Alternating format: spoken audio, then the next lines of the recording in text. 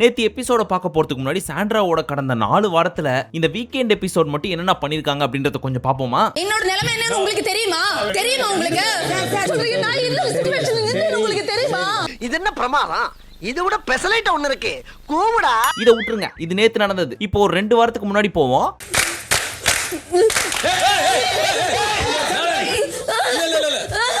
நீ கங்காவை இந்த உலகத்துல எந்த ஊர்ல எந்த மூலையில கொண்டு போனா கூட அவளை யாராலையும் காப்பாற்ற முடியும். இப்போ 3 வாரத்துக்கு முன்னாடி போவோமா. அப்படி போக முடியாது. கவலைப்படாத செந்தில், சந்திரமுகிட்ட இருந்து கங்காவை காப்பாத்த சைக்காசிஸ்ட்ல இருந்து ஒரு புது முறையை நான் இன்னைக்கு கையாள போறேன். சோ வீக்கெண்ட்ல மட்டும் நான் பிரகாசமா தெரியணும் அப்படின்னு சொல்லி அக்கா பிளான் போட்டு உள்ள வந்திருக்காங்களா என்னன்னு தெரியல. அதுக்கேத்த மாதிரியே வீக்கெண்ட்ல மட்டும் சிறப்பா ஒன்னு செஞ்சு விட்டுறாங்க. சரி, இப்ப நேத்தி எபிசோடுக்குள்ள போவோம். எக்ஸாக்டா நேத்தி எபிசோடு எப்படி இருந்துச்சு அப்படின்னு சொல்லணும்னா, எப்பப்பெல்லாம் விஜய் சேதுபதி வராரோ அப்பெல்லாம் கொஞ்சம் சுமாரா இருந்துச்சு. அவர் போனதுக்கு அப்புறம் தான் மெயின் சம்பவமே ஸ்டார்ட் ஆச்சு. இப்படின்னு தெரிஞ்சிருந்தா நாங்க உங்களை சீக்கிரமாவே அனுப்பி விட்டுருப்போமே என்பது பிக் பாஸோட மைண்ட் வாய்ஸ். கரெக்டா தல? ஃபர்ஸ்ட் வந்த உடனே கேப்டன்சில நீங்க ஆனீங்கல்ல, அது ஒரு குறும் படம் மாதிரி உங்களுக்கு போட்டு காட்டுறோம், பார்த்து என்ஜாய் பண்ணுங்க அப்படின்னு போட்டு ஒரு 5 நிமிஷத்தை ஓட்டினாங்க. இது அவங்களுக்கு மட்டும் தனியா காமிச்சிருக்கலாம், நமக்கு எது காமிச்சாங்கன்னு தெரியல. ஆல்ரெடி நம்ம தான் பார்த்தாச்சே. முன்னாடி டைம் ஓட்டுறதுக்காக டாஸ்க் அப்படின்ற பேர்ல ஏதாவது ஒன்று கொடுத்து ஒரு 15-20 மினிட்ஸ் ஓட்டுவீங்க. இப்போ அதுவும் கிடைக்கலன்னு ரீகேப்புக்கு போயிட்டீங்களா? சரி, நம்ம இதுல முக்கியமானதை மட்டும் பார்ப்போம். வளவள கொலகொன நிறைய போச்சு, அதெல்லாம் அவுட் ஆஃப் போர்ஷன் சொல்லி ஒமிட் பண்ணிடலாம்.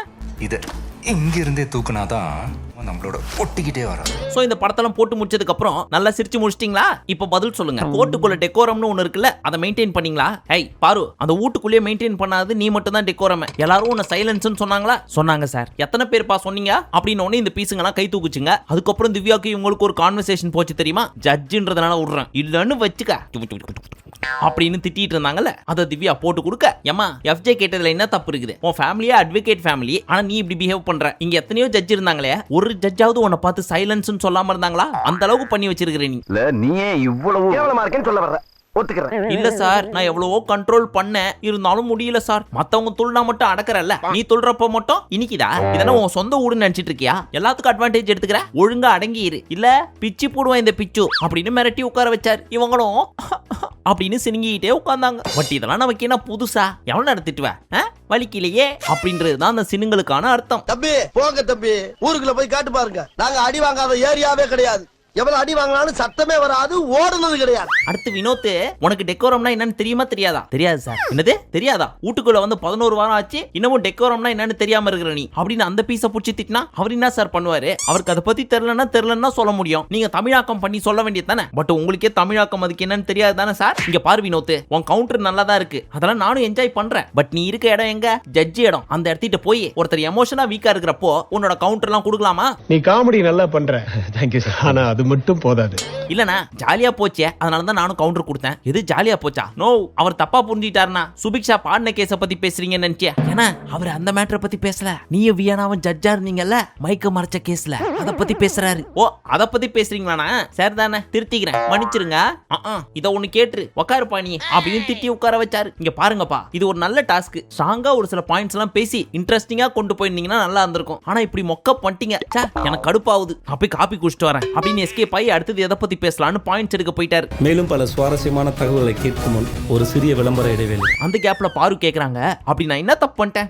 இல்ல என்ன தப்பு பண்ணிட்டேன்னு கேக்குறேன். அப்படின்னு உடனே இதான் சான்ஸ், இவளை அடிச்சே தீரணும், இவ மேல இருக்க மொத்த வன்மத்தையும் கொட்டி தீத்துருவோம் அப்படின்னு இந்த விக்ரம் பைப்ல என்ன பண்ணுச்சு? பாரு நீ அனாயிங் தான், உனக்கு அது தெரிய மாட்டேங்குது. நான் என்னடா அனாயிங்க? ஆமா, எப்ப பார்த்தாலும் சாடமாடியா பேசுற, மத்தவங்கள பேச விடாம இன்டரப்ட் பண்ற, நீ பண்ணது மட்டும் தான் சரி, மத்தவங்க பண்ணதெல்லாம் தப்புன்ற மாதிரியே பேசுற அப்படின்னு லிஸ்ட் கட்டி அடிக்க போட்டான்டா. அவன் மனசுல நினைச்சது எல்லாத்தையும் போட்டு தள்ளிட்டான்டா விஜய் சேதுபதி பேரை வச்சு. அப்படின்னு முழுங்கவும் முடியாம துப்பவும் முடியாம சுத்திட்டு இருந்தாங்க. என் நிலைமை ரொம்ப மோசமா இருக்குங்க, சொல்லவும் முடியல, மெல்லவும் முடியல. மெல்ல வேணாம், சொல்றேங்க. பட் இந்த வாழைப்பழத்துல ஊசி குத்துறது அப்படின்றத நம்ம எல்லாம் கேள்விப்பட்டிருப்போம். பட் நம்ம விக்ரமே வாழைப்பழத்துல கடப்பாறையை விட்டு ஆட்டுவது எப்படி அப்படின்னு கிடைச்ச கேப்ல நமக்கு லெசனே எடுத்துட்டாரு பாத்தீங்களா? ஏய், ஒரு பொம்பளையால என்ன கொல்றதுக்கு ஏற்பாடு பண்றாடா. நாளைக்கு நீ வா, எல்லாரும் எச்சரிக்கையா இருப்போம். பாரு, நீ எதனால தோத்தன்னு நினைக்கிற? இல்ல சார், நான் வச்ச லாயர் சரி கிடையாது சார். அப்புறம் எதுக்கு லாயரா வச்ச? அவன் ஒருவேளை சாட்சியா போயிட்டான்னு வச்சுங்க, அவனை வச்சு செஞ்சிருவாங்க, அதனால லாயரா வச்சேன் சார். ஓ, நீ அப்படி வரியா? சரி கமரு, நீ எதுக்கு ஒழுங்கா வாதாடல? இல்ல சார், இதான் ஃபர்ஸ்ட் டைம் ஜட்ஜி, ஒரு பக்கம் ஃப்ரெண்டு, இன்னொரு பக்கம் ஃப்ரெண்டுக்கும் மேல ரெண்டுத்துக்கும் நடுவுல மாட்டிக்கிட்டேன் சார். இத பத்தி உன் கருத்து என்னமா? பாரு சார், நான் நிறைய பாயிண்ட்ஸ் எல்லாம் உனக்கு எடுத்து கொடுத்தேன். ஆனா அங்க போன உடனே தஸ்புஸ்னு வளர ஆரம்பிச்சிட்டான். என்ன ஆச்சுன்னே தெரியல மாமாக்கு. நீ அவனுக்கு சப்போர்ட் பண்ணு, அவன் உனக்கு சப்போர்ட் பண்ணுவான். இப்ப நீ அவனுக்கு சப்போர்ட் பண்ற மாதிரி கோர்ட்ல அவன் உனக்கு சப்போர்ட் பண்ணியிருந்தான்னா நீ ஜெயிச்சிருக்கலாம். கேட்டா அவ ஃப்ரெண்டு, நீ ஃப்ரெண்டுக்கு மேல. இது என்ன நம்ப சொல்ற? இந்த ரெண்டு உதவாக ஒண்ணா சேர்ந்து தம்பி கம்ரு, அப்படி உனக்கு அரோரா ஃப்ரெண்டுனா அவளை புடிச்சு கண்ணா பின்னான்னு கேள்வி கேட்டிய? ஜட்டி கழட்டி தரவான்றது, ஒய் வேற வேற பாயிண்ட புடிச்சு போனது, அப்ப தெரியல அவன் உனக்கு ஃப்ரெண்டுன்னு. நீ வீட்டுக்குள்ள ஒவ்வொருத்தரையும் ட்ரிகர் பண்ணி எப்பேற்பட்ட கேம் ஆடுவ அப்படின்றது எல்லாருக்குமே தெரியும். பார்த்து இருந்துக்க தம்பி, எங்க கிட்டே ஃப்ரெண்டுக்கு மேலன்னு கதை விட்டுட்டு இருக்க நீ. இதுல உனக்கு சப்போர்ட் பண்றதுக்கு வேற இவங்க அப்படின்ட்டு உட்கார வச்சிட்டாரு. இந்த ட்ரிப் அடி கொஞ்சம் ஓவரா பேசலாம். ஓடி போயிட்டு ஓவர் நான் கேக்குறேன். பட் முந்தானேத்து தான் இந்த ரெண்டு பேசுங்களும் பிரிஞ்சிச்சுங்க. நம்ம வீட்டை விட்டு வெளியே போய் பாத்துக்கலாம். இனிமே வீட்டுக்குள்ள எதுவும் ஆனா நீ உங்க மாடு, நான் எங்கே மாறுறேன் அப்படின்னா பேசிட்டு நேத்து எபிசோட்ல பாத்தீங்களா பக்கத்துலயே தான் உட்காந்துட்டு இருந்துச்சுங்க. எப்பவுமே மேட்சிங்கா தானே ட்ரெஸ் போட்டு வருவாங்க. நேத்து பாரு புடவை கலர்ல எதுவும் ட்ரெஸ் வச்சில்ல போல இருக்கு இவரே. அதனால ஜாக்கெட்டோடையாவது மேட்ச் பண்ணுவோம் அப்படின்னு பூ போட்ட சட்டையை போட்டு உட்காந்து இருந்தாருன்னு நினைக்கிறேன். டேய் சர்க்கஸ்ல கிளி கூட திறந்து விடுற மாதிரி இருக்கானடா. அதிரை, உன் கேஸ சிம்பிளா முடிச்சு விட்டாங்கன்னு வருத்தத்துல இருக்கல நீ, கவலைப்படாத, அதை ரீஓபன் பண்றேன். பட் அதுக்கு முன்னாடி அதான் சொல்ல வேண்டியதெல்லாம் சொல்லி முடிச்சிட்டியே, அப்புறம் எதுக்கு இந்த மாதிரி ஒரு கேஸ்? அப்படி இல்ல சார், இந்த மாதிரி டாஸ்க்ல தான் இவனை வச்சு கிழிக்கணும். அப்படி கிழிச்சாதான் உள்ள இருக்கவங்களுக்கும் தெரியும், மக்களுக்கும் தெரியும்ன்றதுனால அப்படி யோசிச்சேன். ஏன் உனக்கு தான் வீட்டுக்குள்ள பேசுறதுக்கு அவ்வளவு இடம் இருக்கு, அதை விட்டு ஏன் இங்கதான் கிழிக்கணும் அப்படின்னு இவர் நோண்டி கேட்டாலும் அந்த அம்மாவை என்னவோ சொல்லி சமாளிக்கிறாங்க. பட் ஏன் அவங்க டாஸ்க்ல தான் வச்சு கிழிக்கணும் அப்படின்னு நினைச்சாங்கன்றதுக்கான காரணத்தை நான் சொல்லட்டுமா? சொல்லு. Very very very simple. ஒருவேளை வீட்டுக்குள்ள வச்சு கிழிச்சாங்கன்னு வச்சுக்கோங்க, இது 1 hour ஷோல போட மாட்டோம், லைவ்லயே வர்றது கொஞ்சம் கஷ்டம் அப்படின்னு நீங்க மத்த கண்டென்ட்டுக்கு போயிருவீங்க. இந்த மாதிரி டாஸ்க்ல வச்சு கிழிச்சா போட்டு தானே ஆகணும். அதனாலதான் இது கேம் பண்ணேன் என்பதுதான் ஆதிரையின் எண்ணம். இதை சொன்னா நீங்க ஒத்துப்பீங்களா? அதனாலதான் அம்மனி இப்படி ஒரு பிளான் பண்ணாங்க. அப்படிதானே அம்மனி? பட் கவலைப்படாத, உன் கேஸை நான் பாத்துக்கிறேன் இப்போ அப்படின்னு அந்த கேஸை விசாரிச்சதுக்கு அப்புறம் விக்கலுக்கு விக்கல் வர்ற மாதிரி கேள்வி கேட்டாரு. தம்பி, உன்னோட தந்திரத்தால ஒரு பொண்ணை கஷ்டப்படுத்திட்ட. அந்த பொண்ணு என்னென்னவோ சொல்ல வந்துச்சு, ஆனா அது எதுவுமே சொல்ல விடாம 5 நிமிஷத்திலே முடிச்சிட்ட. கேட்டா நான் கோர்ட்டோட ரூல் படி தான் நடக்கிறேன் அப்படின்னு சொல்லிட்டு ரெண்டு பேரும் வெளியே போய் ஹைஃபை கொடுத்துக்கிறீங்க. இருடி, எஃப்ஜேவை அடிச்சு கீச்சிட்டு உன்ட்ட வரேன். தம்பி எஃப்ஜே, அவ மென் கார்டுன்னு உன்ட்ட சொன்னால, ஆமான்னு அதுக்கு ஏன் ஒத்துக்கிட்ட? அண்ணா மென் கார்டுன்னு எனக்கு என்னன்னே தெரியாதுண்ணா. எது மென் கார்டுனா உனக்கு என்னன்னு தெரியாது? இதோ இரு வரேன். பாரு, உன்ட்ட நிறைய கார்டு கொடுத்தானே, அது என்னென்ன கார்டுமா? Sir love card, women card, victim card. போதும் லிஸ்ட் பெருசா போய்கிட்டு இருக்கு. இதான் சாக்கு, நீ வரிசையா எடுக்காத. இப்போ சொல்லு ராஜா. சார் இந்த கார்டெல்லாம் எனக்கு தெரியும், ஆனா மென் கார்டு தெரியாது அப்படின்னு சொல்ல போறேன், அதானே? சரி அதை விடு. ஏன் வேணும்னே தோத்து போனேன்? இல்லனா இந்த மேட்டரை பத்தி ஏகப்பட்ட தடவை பேசியாச்சு வீட்டுக்குள்ளேயே, சாரியும் சொல்லிட்டேன். இதுக்கு மேல இதை வளர்த்த வேணாம் அப்படின்றதுனாலதான் சிம்பிளா தோத்து போயிட்டோம். அப்படின்னா அடுத்து கொண்டு போக மாட்டா, ஈஸியா முடிஞ்சிரும். அண்ட் ஏன் மேட்டரை வச்சு இவ லைம் லைட்ல தெரியலாம்னு நினைச்சா விட்டுவானா நானு? ஓ அப்படியா? இதையும் மைண்ட்ல வச்சுக்கிறேன். கேஸ தோத்துட்டு வெளில போய் கொண்டாடுனீங்களா நீங்க? நானா? இல்லவே இல்லனா. விக்ரமே, நீ கொண்டாடல அப்படிதானே? டேய், அதான் முடிச்சதுக்கு அப்புறம் வெளில போய் சிரிச்சு சந்தோஷப்பட்டோமே, அததான் கேக்குறாரு. ஓ அதுவானா? ஆமாண்ணா, சந்தோஷப்பட்டோம். அப்போ பிளான் பண்ணி பேச விடல. ஆமாண்ணா. மென்கார்டுக்கு ஏன் ஒத்துக்கிட்ட? இப்ப சொல்லு. என் லாயர் தானே ஒத்துக்க சொன்னாரு, நீ எதுக்கு ஒத்துக்க சொன்ன? அதான் சொல்லிட்டோமே சார், சப்பையா முடிக்கணும்ன்றதுக்காக ஓகே சொல்ல சொன்னேன் சார். இந்த மாதிரி ஹெல்ப் பண்ண போய் அது ஒரு பொது சேவையாகி போச்சு சார். சாரி சார் இப்படின்னு பேசிட்டு இருக்கிறப்போ ஆதிரை பயங்கரமா எழுதிட்டு இருக்காங்க. எனக்காக இந்த மனுஷன் பேசுறாரு, இந்த மனுஷனை போய் நம்ம அசிங்கப்படுத்தி விட்டோமே ஆரம்பத்துல அப்படின்னு நினைச்சலாம் கிடையாது. பரவாயில்ல, இந்த மனுஷனாவது அதை ரீஓபன் பண்ணாரு. இந்த டைம்ல நம்ம அழுவல அப்படின்னா இந்த மேட்டர் பெருசா ரீச் ஆகாது, அழுதுருவோம் அப்படின்னு எழுதிட்டாங்க போல இருக்கு. பட் கண்ணுல இருந்து தான் தண்ணியே வரல. ஏமா, போன வாரம் வரைக்கும் ரம்யா வீட்டுல தானே இருந்துச்சு. அந்த அம்மாட்ட 1 மணி நேரம் கூட தேவையில்ல, ஒரு 10 நிமிஷம் போய் கிளாஸ் எடுத்திருந்தா கூட ஆன் ஸ்பாட்ல எப்படி அழுவுறது அப்படின்றத கத்து கொடுத்துருக்கோம். மிஸ் பண்ணிட்டேன். சரி பரவாயில்ல விட. அடுத்து நம்ம சாண்ட்ரா இருக்காங்க, அவங்கள்ட்ட கிளாஸுக்கு போ. ரம்யாவோட நல்லா சொல்லி தருவாங்க. ஃபீல் பண்ணி அழு. நீ அழுகிறத பார்த்தா இன்னொருத்தருக்கு அழுக வரணும். தம்பி எஃப்ஜே, இரு ஓ மேட்டருக்கு வரேன். நீ என்னதான் அந்த பொண்ணை பேச விடாம மறைச்சி பிளான் பண்ணி ஜெயிச்சிருந்தாலும் என்கிட்ட மக்கள்கிட்ட மறைக்க முடியாது. எல்லாத்தையும் நாங்க பார்த்துட்டு தான் இருக்கிறோம். உன்னை எங்களுக்கு நல்லாவே தெரியும். அதை உடி எஃப்ஜே, உனக்கு ஒரு நல்ல ஆப்பர்ச்சுனிட்டி இது. அதை யூஸ் பண்ணி நீ யாருன்றதை காமிச்சிருக்கலாம். மிஸ் பண்ணிட்டேன் அப்படின்னு ஒரு பாயிண்ட் வச்சாரு. எந்த பாயிண்ட் இவர் சொல்றாரு அப்படின்னு சுத்தமா புரியல. ஏன்னா ப்ரூவ் பண்றதுக்கு இந்த பீஸ் கிட்ட ஒரு பாயிண்ட்டும் கிடையாதுங்க. சும்மா ஃப்ளோல ஏதோ சொல்லுங்கன்னு சொல்லிட்டாரு போல இருக்கு. தம்பி விக்ரமே, நீ எஸ்கேப் ஆகலான்னு பாக்குறியா? இப்ப சொல்லுடி, எதுக்கு அவனை காப்பாத்தி விட்ட? சார், இந்த கேஸ் இந்த அளவுக்கு பெருசா போகும் நான் யோசிக்கவே இல்ல சார். சும்மா செஸ்ல பிரில்லியண்டா விளையாடுவோம் தெரியுமா, அந்த மாதிரி ஒரு மூவ் நினைச்சு இதை பண்ணிட்டேன். மன்னிச்சுக்கிங்க சார். பண்றதெல்லாம் பண்ணிட்டு சோகம் மூஞ்ச வச்சுப்ப. சரி விடு, நீ என்னோட செல்ல பிள்ளையா போயிட்ட. உன்னை நான் திட்ட மாட்டேன். இன்னும் 35 நாள் தான் இருக்கு. சோ இப்படியே நம்ம 2 பேரும் ஓட்டிடுவோம். அப்படியே உன்னை டைட்டில் வின்னரும் ஆக்கி விட்டுறேன். சும்மா இப்போ உன்னை திட்டுற மாதிரி திட்டுவேன், கண்டுக்காத அப்படின்னு கண்ணாலே பேசியிருப்பாருன்னு நினைக்கிறேன் தலைவர். சோ கண்ணாடியை பேசி முடிச்சுட்டு உட்காரு அப்படின்னு உட்கார வச்சிட்டாரு. அடுத்து தலைவர் பிரேக் கூட்டு போனாரா, அந்த கேப்ல போய் ஆதிரையை கன்வின்ஸ் பண்றதுக்காக மறுபடியும் போய் சாரி கேட்கறதுக்கு போனாரு எஃப்ஜே. விட்ரு எஃப்ஜே போதும் அப்படின்னு இந்த அம்மா சலிச்சுக்க அவர் போயிட்டாரு. ஆனா சைடுல இந்த திவ்யா ஒரு பாயிண்ட் எடுத்து கொடுத்தாங்க. அந்த ஆதிரை புடிச்சாங்களோ இல்லையோ அரோரா புடிச்சிட்டாங்க. அது என்ன பாயிண்ட்னா, இதை நானே மிஸ் பண்ணிட்டேன்ப்பா, எனக்கே இப்பதான் தெரியும். அதாவது இந்த பிசி எஃப்ஜே கிட்ட உம்மா கேட்டிருக்கு. சின்னதா ஒரு உம்மா.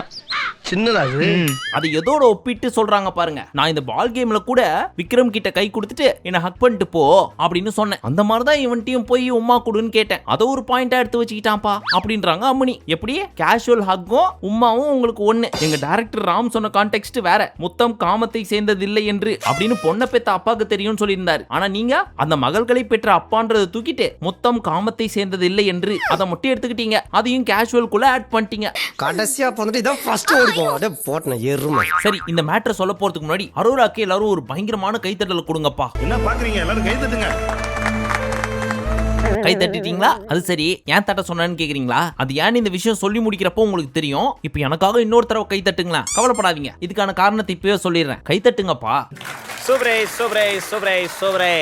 சரி, இந்த கைத்தட்டல் எதுக்கு தெரியுமா? இந்த பிக் பாஸ் சீசனோட டைட்டில் வின்னர் யார் தெரியுமா? அது ஆல்ரெடி முடிவு பண்ணிட்டாங்க. வேற யாரும் கிடையாது. நம்ம பிக் பாஸ் குழுவும் விஜய் சேதுபதியும் சேர்ந்து அரோராவை தான் டைட்டில் வின்னர் ஆக்க பிளான் பண்ணிருக்காங்க. இதை யார்கிட்டயும் சொல்லாதீங்க. என்ன உளறற?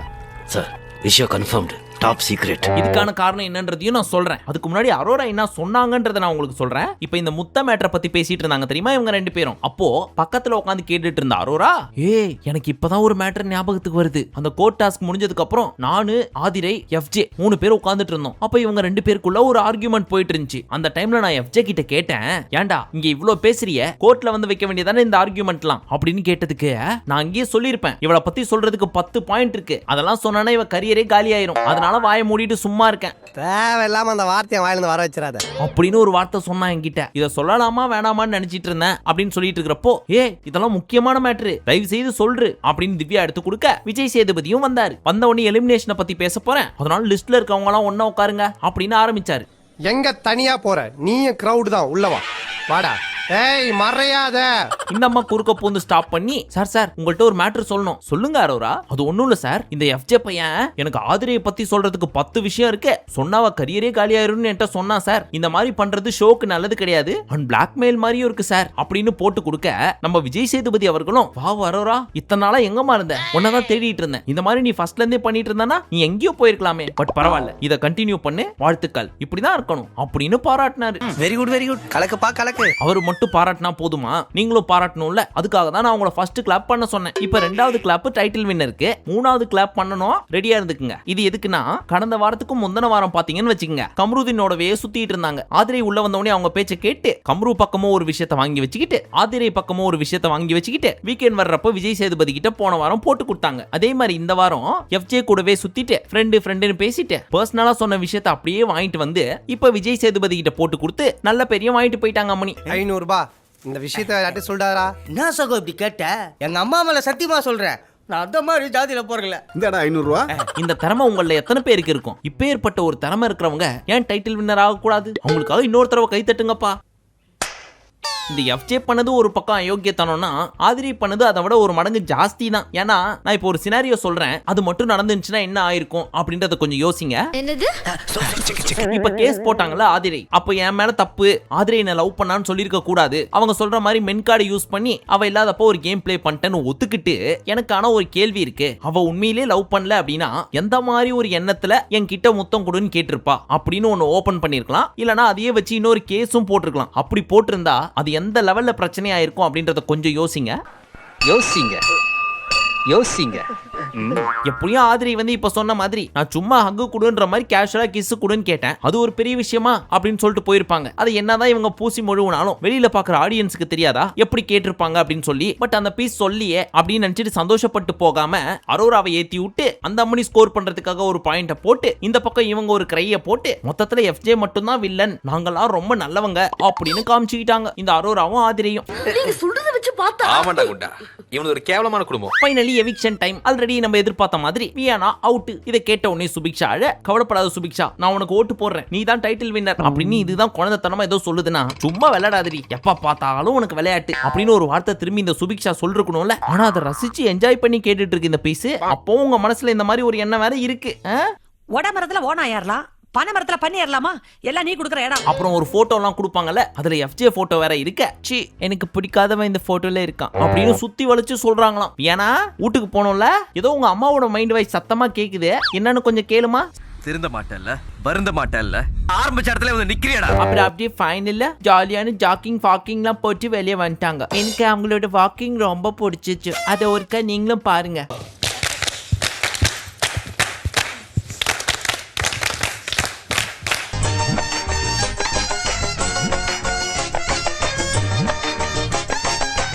இப்ப வியானா வெளியே போனதுக்கு அப்புறம் அரோரா கிட்ட, ஏமா ஹீட் ஆஃப் த மொமெண்ட்ல உன்னை பத்தி 10 பாயிண்ட் இருக்கு சொல்றதுக்கு, சொன்னா கரியரே போயிடும் உனக்கு அப்படின்னு சொன்னதை எடுத்துட்டு வந்து ஒரு பெரிய விஷயமாக்கி, அது தப்பு FJ, அதுவே நீ பண்ணக்கூடாது. ஓ, இப்ப நான் துஷார் கிட்ட நீ பண்ணதெல்லாம் குத்தி குத்தி காமிச்சா உனக்கு எப்படி இருக்கும்? இப்ப ஆதிரி வெளியில இருந்து உள்ள வந்து சொன்னதுனாலதான் உனக்கே தெரிஞ்சிருக்கு. நான் சொல்லிட்டே இருக்கேன் இந்த மேட்டரை பேச வேணாம், விட்டுருங்க அப்படின்னு சொல்லி மறுபடியும் நோண்டி நான் பிராக் பண்ணேன்னு சொல்லிக்கிட்டே இருக்கீங்க. ஆமா FJ, நீ பிராக் பண்ண, நான் பிராக் பண்ணல, நீ பிராக் பண்ண இப்படின்னு பிராக்னு பேசிட்டு இருந்தாங்க. அப்படின்னா அந்த பிராக்னா என்னன்னா ரொம்ப பெருமையா ஃபீல் பண்றது. அதாவது நான் கேஸ்ல தோத்தாலும் என் பிளான்ல ஜெயிச்சிட்டேன், லட்ல வச்சேன்னு நினைச்சாதாஸ் நட்ல வச்சேன் அப்படின்னு சொல்லி பெருமையா ஃபீல் பண்ணுவாங்கல்ல, அது பேர் தான் பிராக்.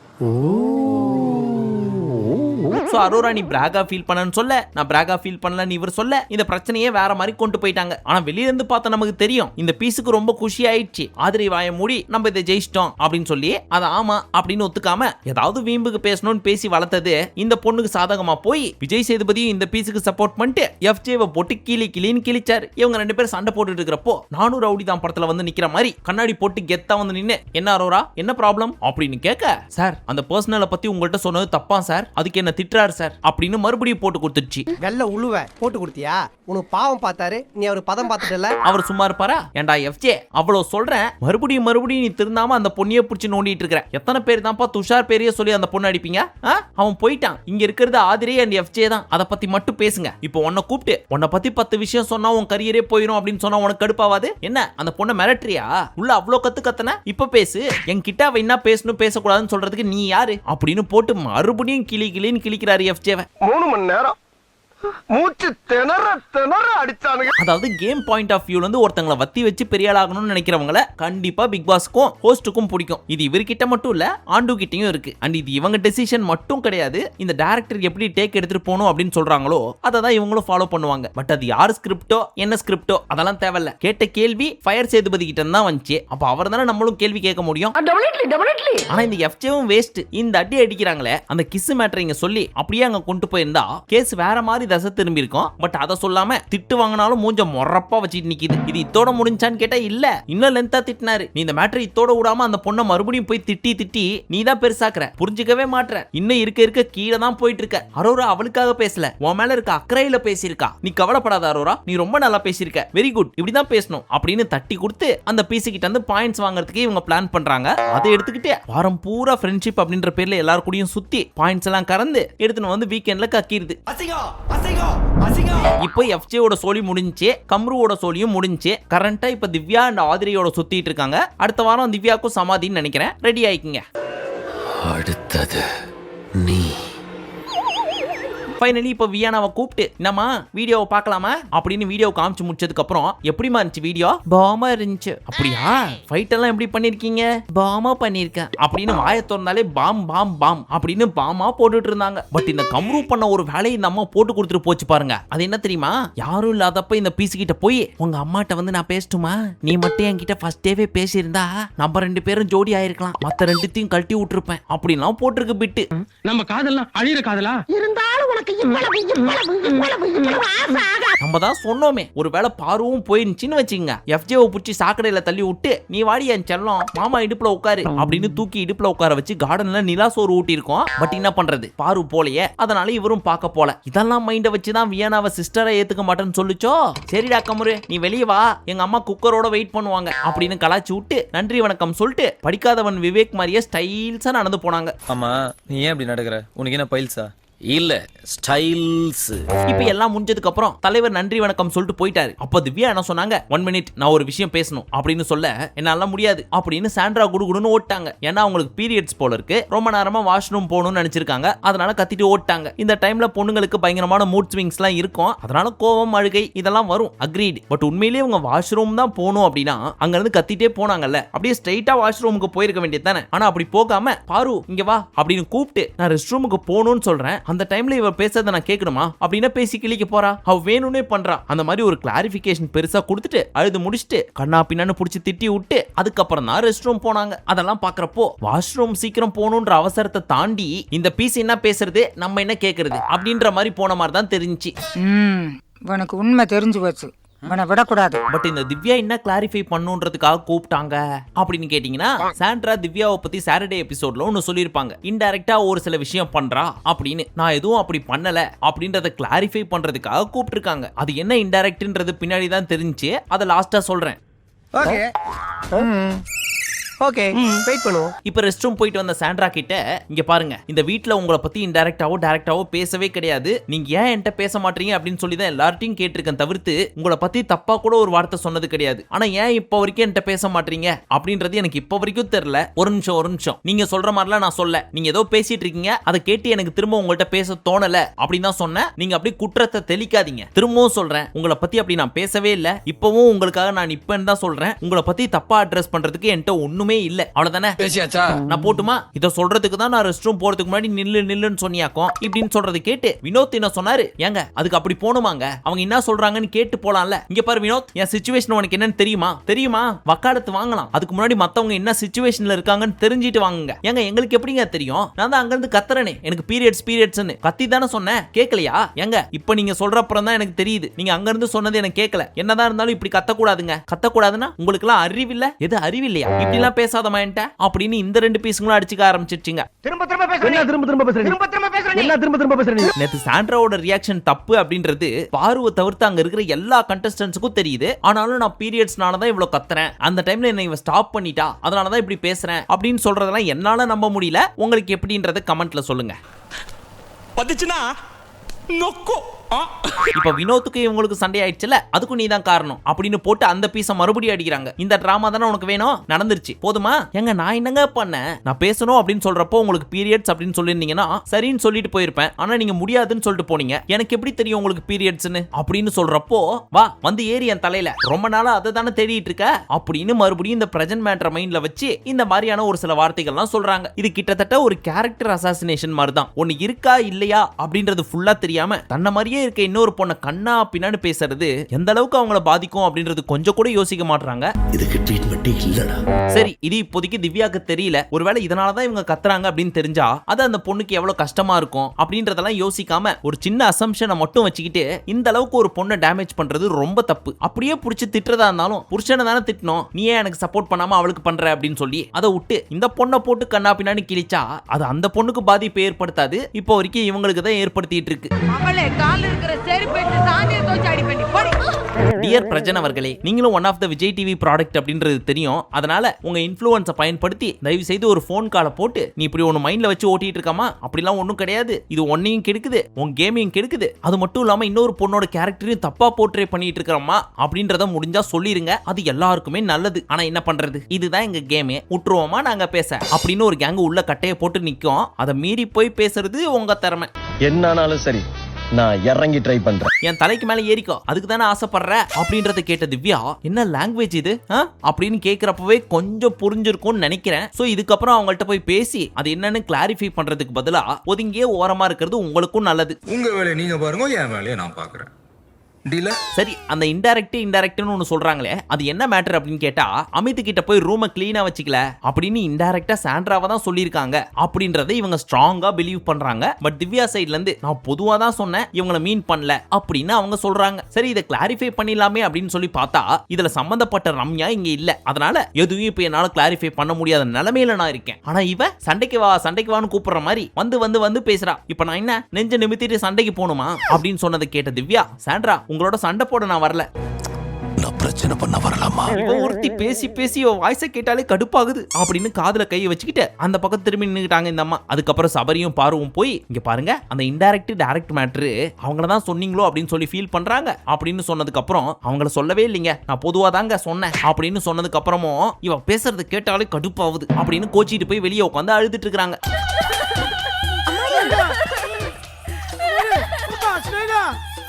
அவங்கள சமாதானப்படுத்த போனன்னு வெளியே போன பாரு, அவ இதை தாண்டி கேட்க வந்தா, நீ ஏன் தப்பா புரிஞ்சுக்கிற அப்படின்னு சொல்லி முடிக்க மறுபடியும் அவங்களும் ஃபர்ஸ்ட்ல இருந்து எக்ஸ்பிளைன் பண்ண, ஓ இப்படி வருதா கதை, இப்ப புரியுது, அப்ப இவ தான் கள்ளி, ஆனா கடைசியில அவ ஜெயிச்சிட்டா பாத்தியா, வஸ்டுப்பா அப்படின்னு எரியிற நெருப்புல எண்ணெயை ஊத்துற மாதிரி தன்னோட வன்மத்துல இருந்து எக்ஸ்ட்ரா 2 ஸ்பூன் அள்ளி அப்படி தெளிச்சு விட்டு நல்லா கபன்னு எரிய வைக்கிறாங்க. வந்து வர முடிஞ்சது. இதுக்கு நடுவுல நம்ம வினோத்தை புடிச்சு, இந்த வீட்ல எல்லாம் பொண்ணுங்கல்ல சொன்னா புரியாது, இவரை வந்து கத்திட்டு இருக்காரு அப்படின்னு அந்த பீஸையும் போட்டு அடிக்கிறாங்க. ஆனா தலைவருக்கு பீரியட்ஸ் சொன்னது காதுல கேட்கல போல இருக்கு. அதனால வந்து என்ன எப்படி நீ அறிவில்லன்னு சொல்லலாம், அறிவில்லன்னு ஏன் சொன்னா பீரியட்ஸ் சொல்லியும் ஏன் பேசலன்னு கேட்டுட்டு இருக்கல, அதுக்காக சொன்னேன். ஏமா நீ அறிவில்லன்னு கேட்கறதுக்கு முன்னாடி பீரியட்ஸ் எனக்கு தெரியாதுன்னு சொல்றேனே, நான் தான் கத்துறனே அப்படின்னு சொன்னதுக்கு அப்புறம் அமித் வந்து பொறுமையா, இங்க பாருங்க நிறைய பேர் இங்கேயும் கத்திட்டு இருந்தாங்க, அதனால எங்கள்லயே பாதி பேருக்கு கேட்கல நீங்க என்ன சொன்னீங்கன்னு, அந்த மாதிரி அவருக்கும் கேட்காம இருந்திருக்கும் அப்படின்னு பொறுமையா சொல்லிட்டு இருந்தாரு. பாவம் தெரியாம இந்த சீசனுக்குள்ள வந்து மாட்டிக்கிட்டேன், என்ன பண்றதுனே தெரியாம திருவிழால காணா போன புள்ள மாதிரி இங்கேயும் அங்கேயும் சுத்திட்டு இருக்காரு. யாரு பெத்த புள்ளையோ பார்க்க பாவமா இருக்கு. சரி, இப்போ வீட்டுக்குள்ள இருக்கிறது பேலன்ஸ் 13 கண்டஸ்டன்ட்ஸ். 70 நாளின் முடிவில் இப்போ வரைக்கும் எனக்கும் தெரியல யாரு டைட்டில் வின்னர் ஆக போறாங்க அப்படின்னு சொல்லி. ஆனா ஒண்ணு, வீக்கெண்ட் எபிசோட பாக்குறப்போ கண்டிப்பா அரோரா ஆயிருவாங்களோ அப்படின்ற ஒரு நம்பிக்கை லைட்டா இருக்கு. ஆகுறாங்களோ இல்லையோ, ஆக்கிருவாங்க. இன்னும் 35 டேஸ் தானே இருக்கு, அதையும் பாத்துருவோம். சரி, மீண்டும் உங்களை நாளை காலை சந்திக்கும் வரை நன்றி, வணக்கம், நமஸ்தே, நமோஸ்கார்.